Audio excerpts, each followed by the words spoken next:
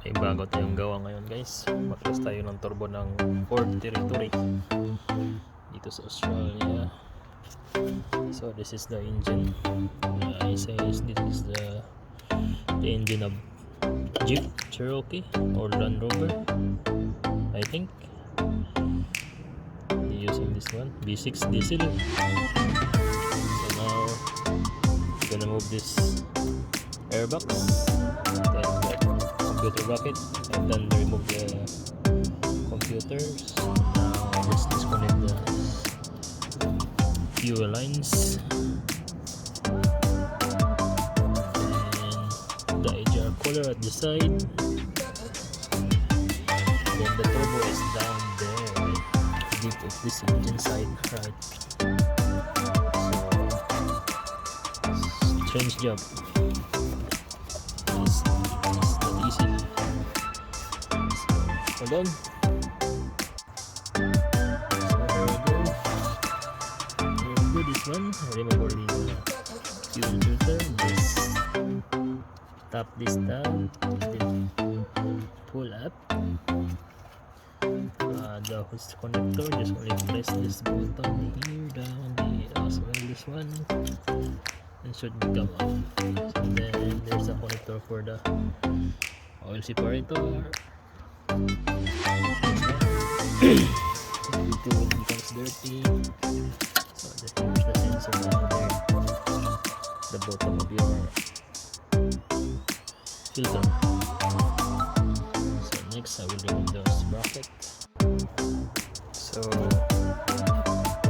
take up only the bracket of the computer box, and then this one now. As you can remove these 2 bolts without pulling up the bracket. So I've done the airbox already take off. Now I need to remove this air lines going to the turbo.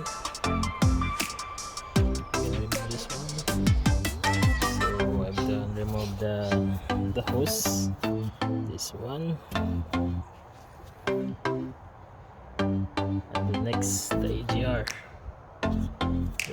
cooler.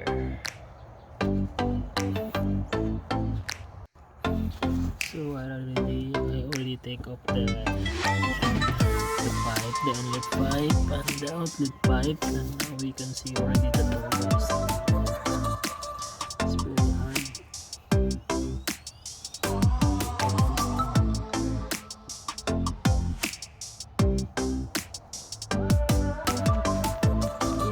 Natanggalan natin yung luma. Ito yung luma niya.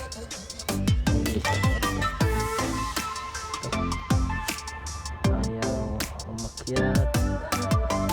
Ganyan lang yung play niya. Ito yung papalit natin. Kanya po. Yan. Malayo. So ito yung papalit natin na okay. Ito yung stock up na turbo.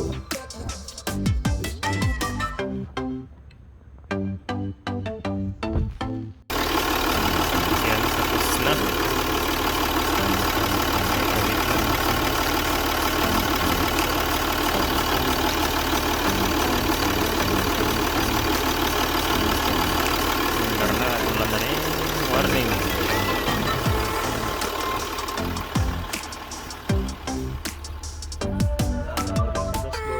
That's good.